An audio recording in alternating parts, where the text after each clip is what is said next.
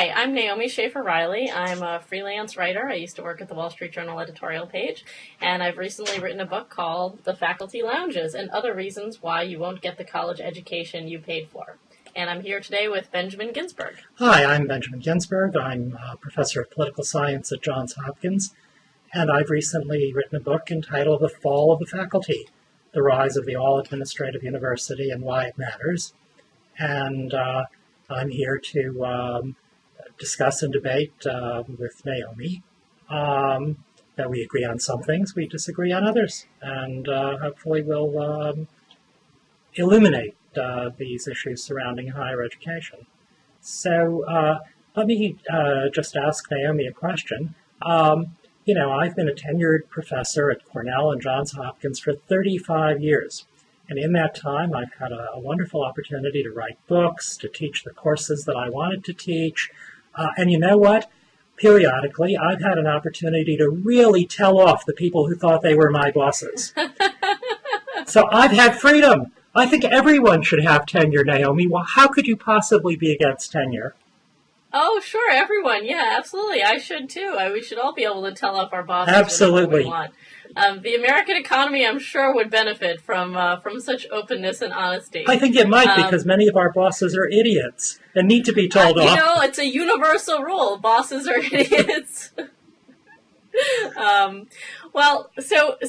You have certainly been very lucky, but you've also been somebody who is willing to speak up. I have to say that despite all of the academics I know who claim that they want the power to be able to dissent, when the need arises or when the mood strikes them, I have to say you don't see a lot of dissent on campus these days. And I think that one of the reasons for that is sort of the structure of the academy, the labor structure of the academy, and how people move up in the professoriate. So, as a lot of people know, you have to go to graduate school. The length of time that people spend in graduate school has been growing pretty rapidly, actually. The median time to get a PhD in English now is 11 years, which is English amazing. is a hard language.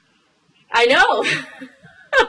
So you go through that, then you get to your university, and then assuming that you get a tenure track job right away, which of course is not the case for most people, then you're on the road to tenure, which is supposed to be about 7 years, although the University of Michigan just increased their tenure track to 10 years. So then you spend the next 10 years trying to please everybody around you and making sure that you don't say the wrong thing.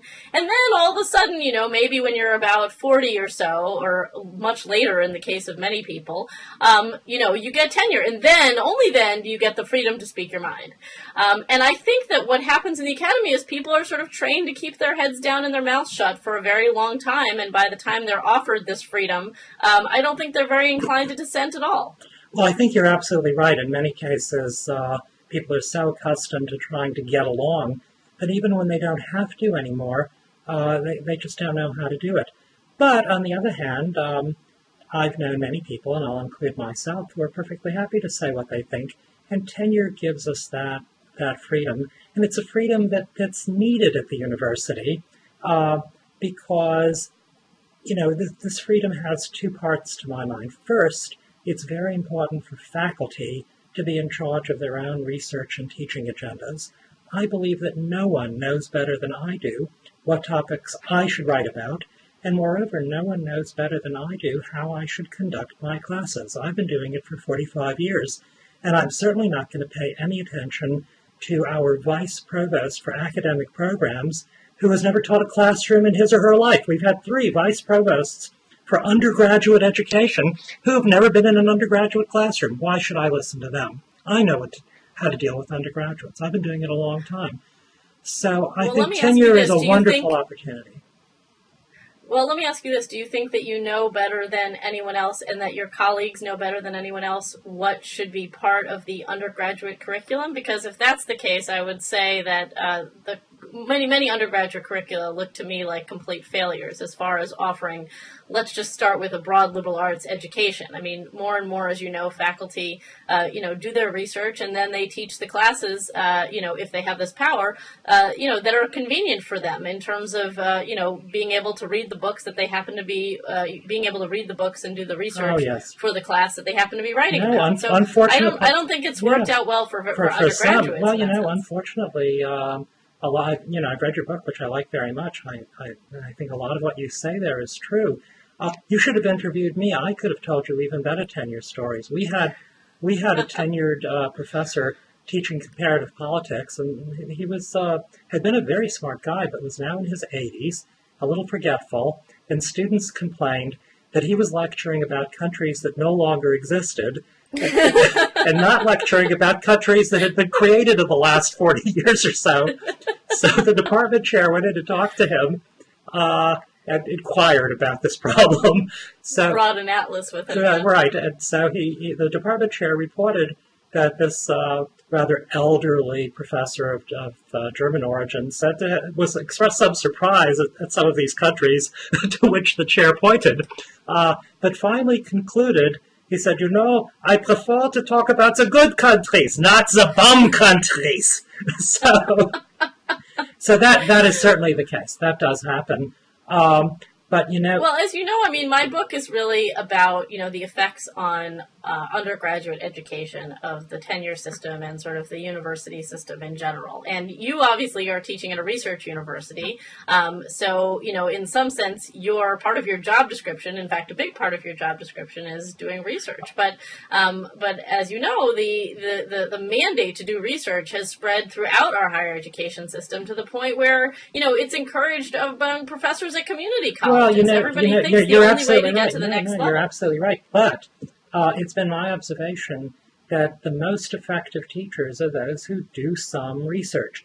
Now, I know in my own career, I have often taught what I wrote, but I haven't taught courses simply on what I wrote. Rather, what I was doing research on became integrated into my classroom materials.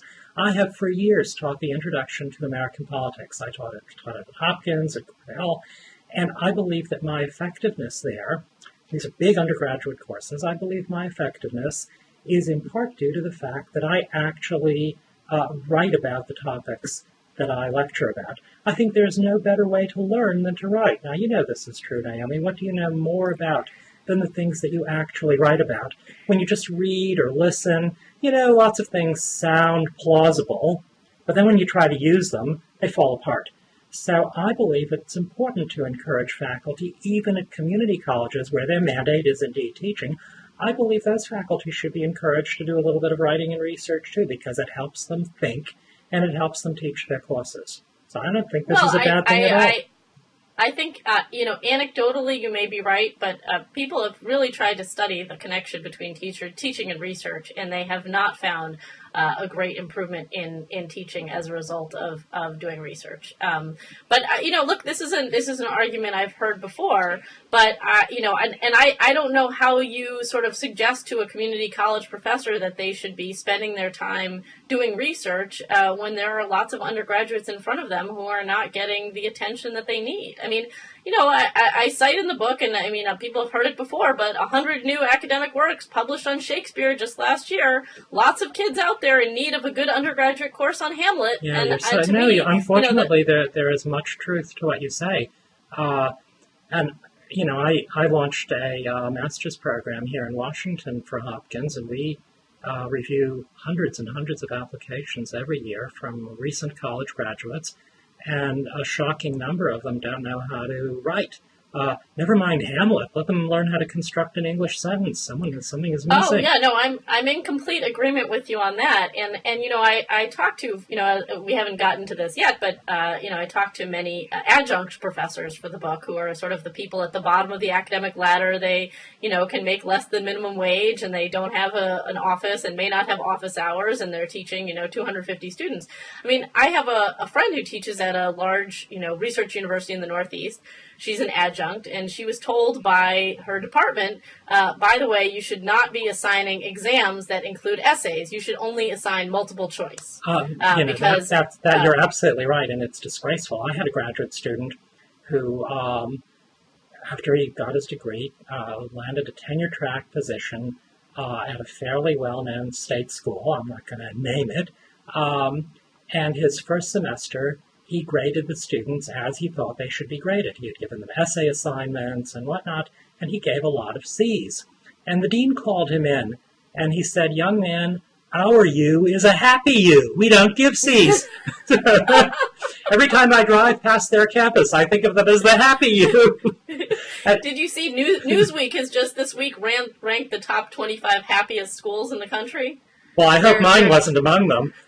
I don't think it was, actually. Yale was the happiest, but it depends on the number of sunny days and how the nightlife is. So, well, it didn't say how the grades were, so maybe grade inflation was not a factor. I'm not sure. I wouldn't have thought of them as a happy you, but if they're happy, so much more power to them. More power to them, yeah.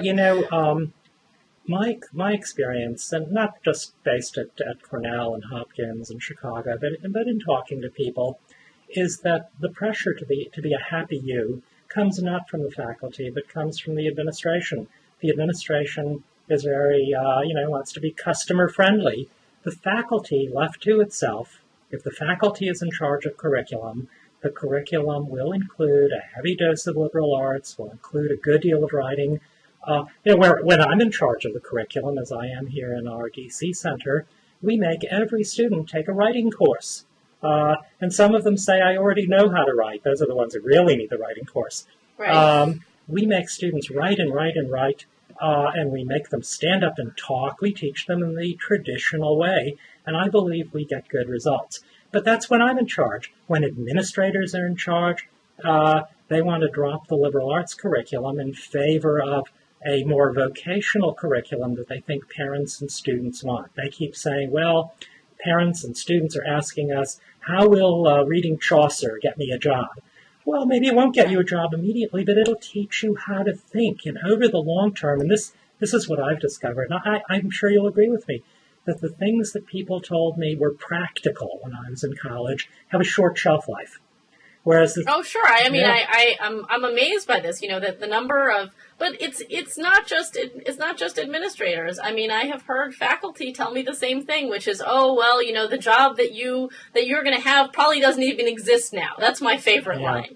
And I just say, but that job will probably require you to do reading and writing and math. And so even if you don't have the title right now, the bottom line is it's going to look very much like the job. Faculty who say that should be ashamed of themselves, and because the faculty have sort of I think have very much shirked their responsibility as far as explaining what the liberal arts are and what the justification is for a college education, and I think that they have largely existed in their own departments and not thought broadly about the undergraduate curriculum. If so, the faculty should be ashamed. But again, my experience is that the pressure to dumb down the curriculum comes not from the faculty, but from the administration.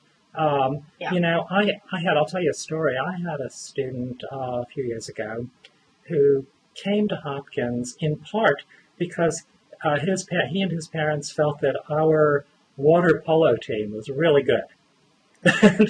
And I can't tell you whether this is true or not, I confess. But he was a very nice kid, very sweet kid, and apparently a real star at water polo. And he was encouraged to pursue this endeavor by coaches and administrators. I was the naysayer. I kept saying to him, you are wasting your time. You want to go swimming, but while you're here, you need to study writing and math and history. Well, his parents were always angry with me because I was leading him astray. I was leading him out of the swimming pool. Well, along came senior year, and suddenly reality hit that all those coaches and administrators, the people I call deanlets and deanlings and dinglings, had no idea what they were talking about.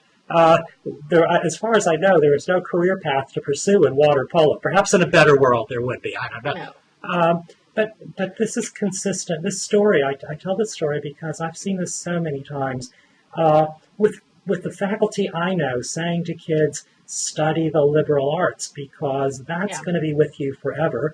And administrators saying to kids, oh, well, pursue your passion. If I hear one more person say pursue their passion, I'm going to passionately shoot them. No, I absolutely agree. I mean, I think administrators definitely have to shoulder some of the blame here. And the fact of the matter is, yes. I mean, we used to have this kind of, in loco parentis model. And when I say that, people think I'm just talking about, rules for the dorms. But we used to have this model where we used to expect that, when you arrived on campus at the age of 17 or 18, you didn't know what you were doing. Yeah. And there was going to be someone there who was going to explain to you what it is you needed to take as far as classes and what requirements, what kind of knowledge you needed to walk out of there with at the end. And now we give students this giant book and say, choose your own adventure. Enjoy. Well, right. It's utterly ridiculous. And I hear, administrators seem to be advocates of neoclassical economic theory. If they could spell that word, they would be. They seem to think that we should be driven by the needs and demands of our customers. But as you just said, our customers don't know what they need or demand. They're little kids, and they need to be guided. In my book, I tell the story of the freshman who told me that she was really, really interested in being a commodities trader. And I said, okay. Well, it turned out she had no idea what a commodities trader did. She thought they engaged in mental math for its own sake. And the first time that she was in the commodities pit, she came back aghast. She said to me, all they're interested in is money. I said, well, of course, that's what they do. She didn't know that. So the idea of catering to these alleged customers is ridiculous. They want you to explain to them what they're going to need to know. And to the extent that we don't do that, we are shirking our responsibility. Right. Well, but I think, would you blame administrators entirely for sort of the end of the core curriculum? I mean, I think, administrators have sort of been responsible for a lot of the growth around the edges at these, these international campuses and all of these various programs that, as you rightly point out, help them increase their power. Right. But I also think the faculty are responsible for sort of the, the sort of increasing kind of disconnect among different departments. I mean, I offer the example of a typical, what a typical, say, sophomore at a state university, what their week looks like. As we know from the academically adrift study, where they're spending a total of 25 hours a week, maybe doing some studying and in class.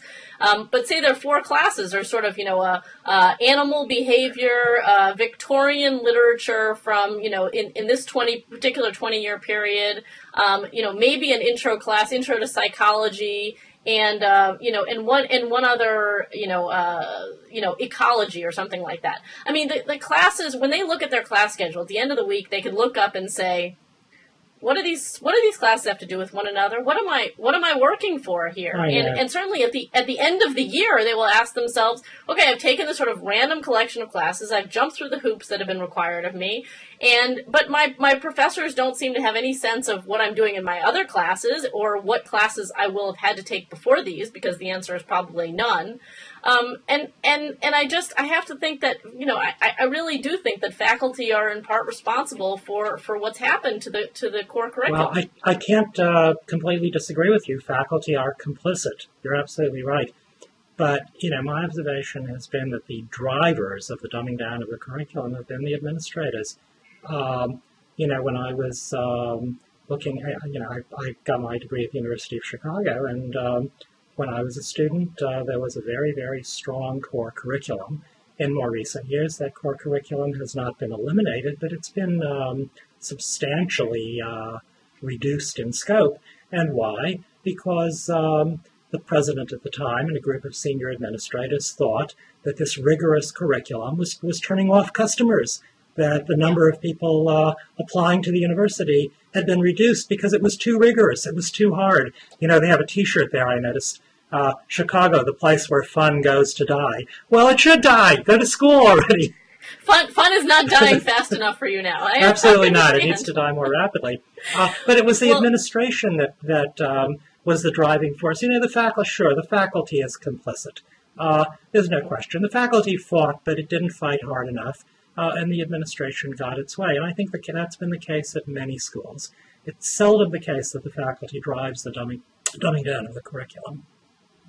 Well, so let's talk about, assuming that there's enough blame to go around for the dumbing down of the curriculum. Let's talk about this other subject that you and I both get to in our book, which is the issue of kind of gender and racial diversity as kind of part of the curriculum now and part of a university's mandate. Mm-hmm. And you talk about sort of the ways in which administrators have added a variety of programs, both academic and extracurricular, to make sure that they satisfy a certain group of liberal activists, a small group of liberal activists. And I was wondering if you could sort of talk to me a little bit more about why you think, whether you just think it's sort of the university's expansion of power, because one of the things that occurred to me while I was reading was that there are a lot of legal issues that have popped up. I mean, so when the administration sides with the complaints of activists about, the fraternity you mentioned that had the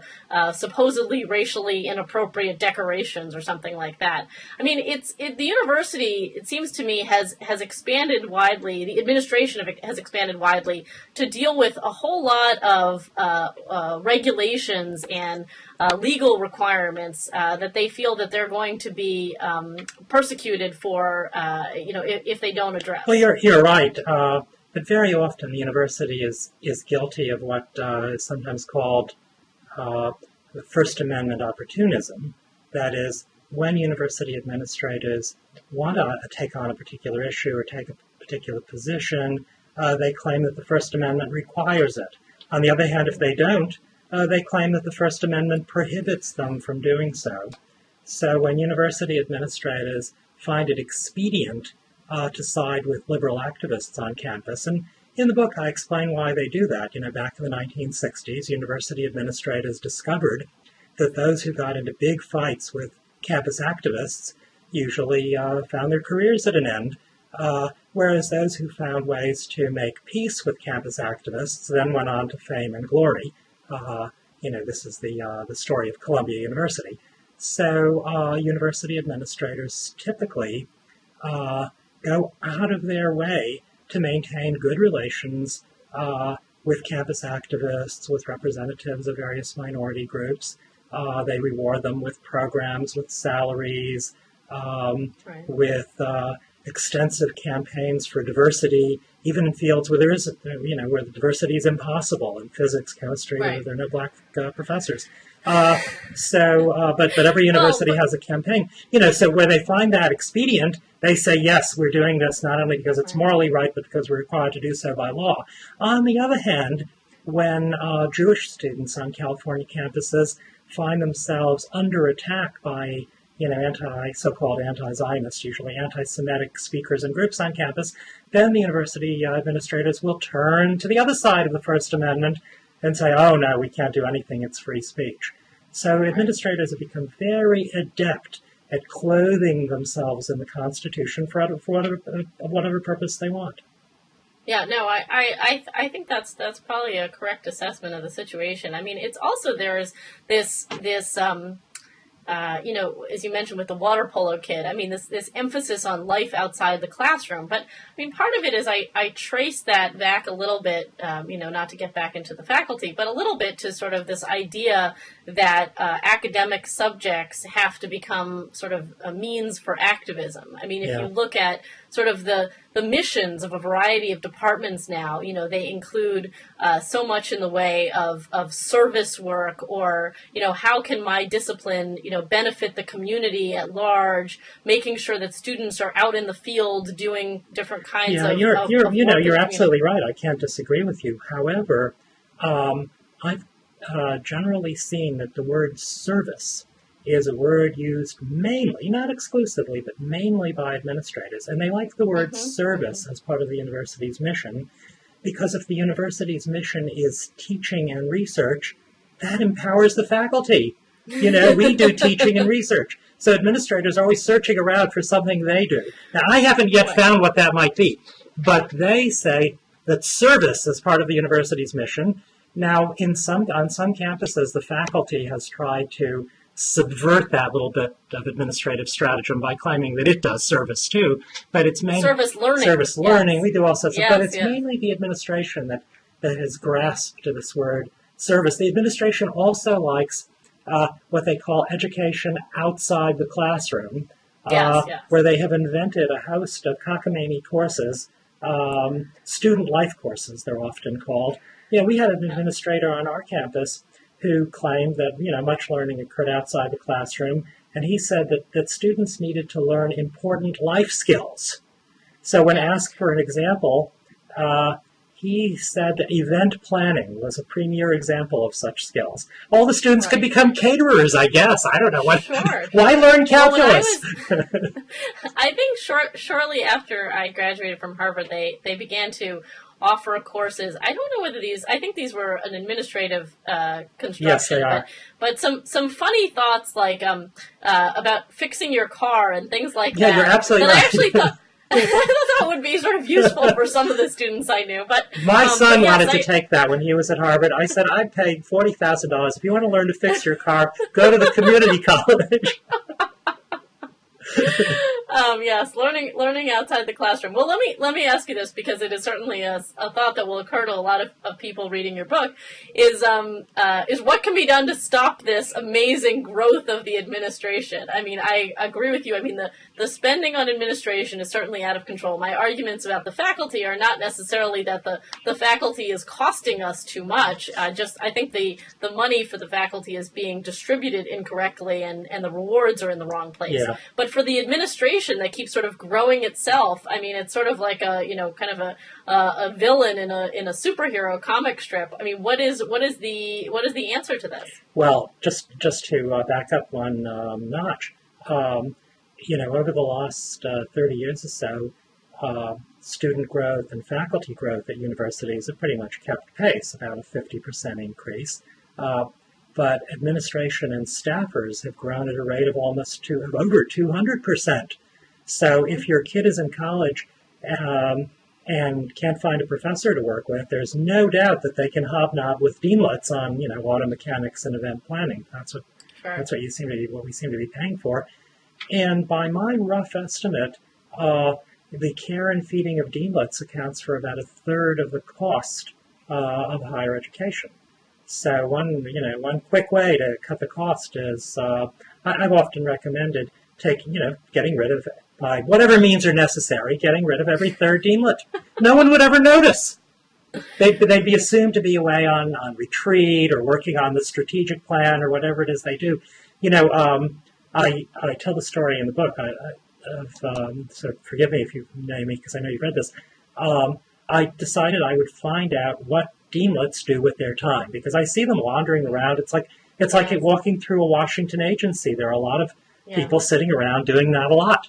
Apologies to my neighbors. So I knew that in the Western states, they often had open meetings laws. You're required to post the minutes of all your meetings online. So I did a little research to see what administrators and staffers did at their meetings. I made an astonishing discovery. To me, it was astonishing. I found out that the main agenda item at all these meetings was the same. And I quizzed my colleagues, faculty members, none of them guessed it. They all said money, no, it wasn't money. But then I went to a friend of mine who was a very senior administrator at Hopkins, and I asked her. And she said, oh, well, everybody knows that. When we have meetings, we discuss prior meetings and we plan future meetings. And that's what it was. It was an infinite regress.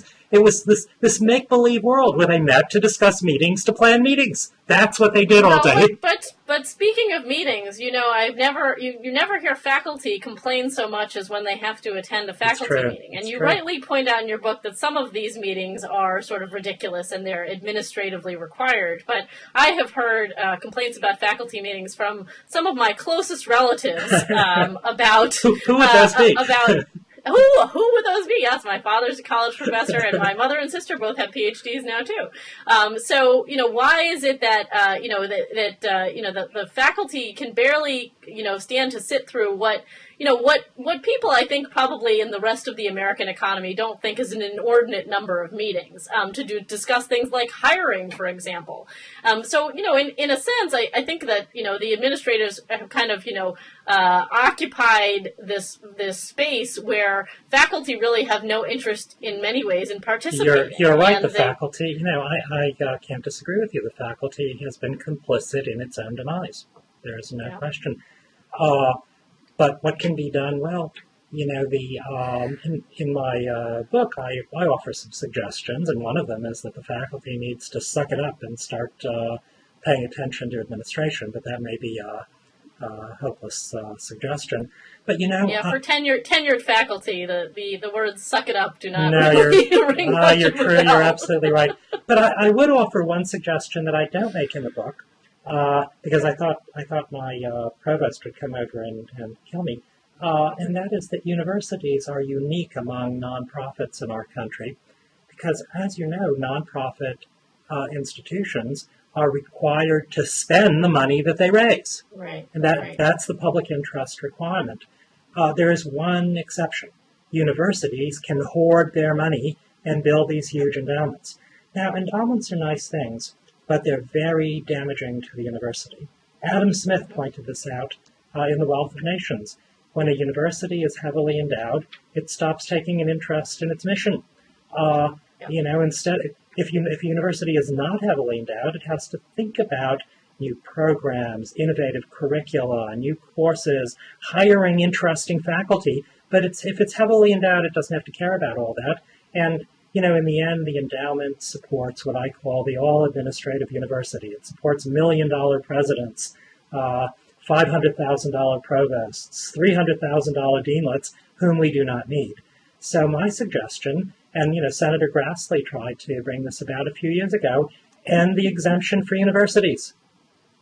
That would immediately force... From the spending requirements for endowments, right, yeah. That would immediately force them to start thinking about their mission seriously. Right. Well, no, it's amazing when you look at the mission statements of a variety of universities, which, as you rightly point out, require an inordinate number of meetings to come up with in the first place. Right. But when you look at the mission statements of these universities, they're completely indistinguishable from one another. And they plagiarize them from one another. Oh, sure. Well, why wouldn't you? I mean, eventually there are only, so many times you can use the word, in different ways. Use the words, excellence and strive and all these other ones that they're in service. Periodically, a college president is fired when it's discovered that he plagiarized the strategic plan from some other school. I think that's completely unfair. I think they should be rewarded because they have saved hundreds of thousands of dollars in planning funds. Unfortunately, they probably misused them in some other way, but why not plagiarize the strategic plan? Well, you and I agree on many things, and I think the tenure system has many problems and drawbacks, but I feel about it the way that Winston Churchill claimed to feel about democracy. It's the worst of all possible systems, except for all the others. If you eliminated tenure, then an even worse class of people would be in charge of the university. The deanlets would be in full and complete charge. You may disagree, but I think that would be a disaster. Well, I don't think the deanlets would be in full and complete charge, but I do think that the faculty have abused their power in a lot of ways. I mean, we didn't even get into, you talked about sort of the ways in which faculty tend to care more about, or know more about what should be taught and what should be researched, although I think you eventually acknowledge that perhaps they don't really have the whole curriculum in mind when they say they know more what should be taught.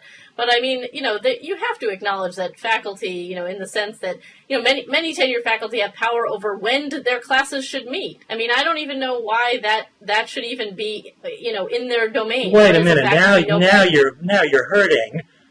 I know, because you don't want to show up. Excuse me. I mean, many professors don't want to show up until 11 o'clock on Tuesday and Thursday morning. I think those are excellent class times. I have heard many students actually complain that they can't get the classes that they need to graduate because all their classes are supposed to meet at the same time. I mean, university buildings are empty on Fridays. Empty. I mean, it is. You could put a whole other institution inside of university buildings. I have tried to offer classes on Friday, and they've been empty because the students don't want to come. No, you're right. The fact that the faculty members are no better than anyone else, we take advantage of opportunities too. But I think on the whole, and this is again based on my observation over the years. On the whole, the faculty is concerned with students. It's concerned with research. There are many prima donnas and unreasonable people, but there are plenty of faculty who are very reasonable. On the whole, we beat the alternatives. If you put the deanlets in charge, you would have the dumbed-down, customer-friendly curriculum. The auto mechanics and event planning would take the place of calculus because calculus is hard, and who needs it anyway, huh? So that's my view. Unfortunately, tenure, this may be a moot discussion. Only about 30% of the professoriate currently is tenure or tenure track. The rest are on contract or adjunct. And well, I mean, I do think, I mean, and we haven't gotten even to the huge adjunct problem. I mean, but I do think that we need to come up with a system that does not result in the complete adjunctification, as they call it, of the university. Because I don't think that it's appropriate to tell a professor a week before class starts whether they have a class to teach or whether they have a job. I don't think that gives them much of a stake in teaching at all. No, that's absolutely right. Well, we both read the same. So, so looking forward, I mean, if tenure is sort of slowly disappearing, I think kind of now is the time to, do some serious thinking about what the alternative is. And I think that, multi-year renewable contracts, across the board is a much more reasonable option than keeping this bizarre system we have where there are, a small percentage at the top who have this unlimited job security, and then there are all the people at the bottom who don't even know from 1 week to the next whether they have a job. Yeah. I mean, this is not this is not the way to treat undergraduate I think students. That's right, but my caveat is that having a relatively small tenured faculty is important, even if most of the faculty is, as you say, on contract.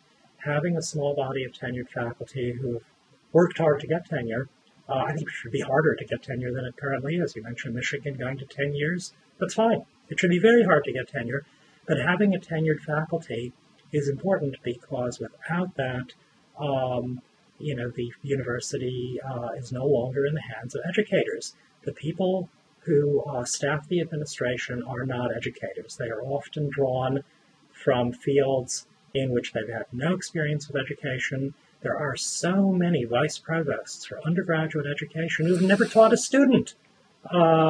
So I think that it's important to retain a measure of faculty power. That doesn't mean everybody has to have tenure. It doesn't mean that my 86-year-old friend who forgot which countries were still there needed to, still be with us. But if you and I were to redesign the university, I would argue for a core of tenured faculty as part of a university. Well, but that's where we disagree. Well, I think we're gonna have to agree to disagree. Let's hold up our books so everyone can see them. Okay, one more time. Right. Here we go. The faculty lounges and other reasons why you won't get the college education you paid for, and the fall of the faculty, the rise of the all-administrative university, and why it matters. And I'm Ben Ginsberg. Thanks very much. Naomi Schaefer Riley, and thank you very much. All right, have a good day.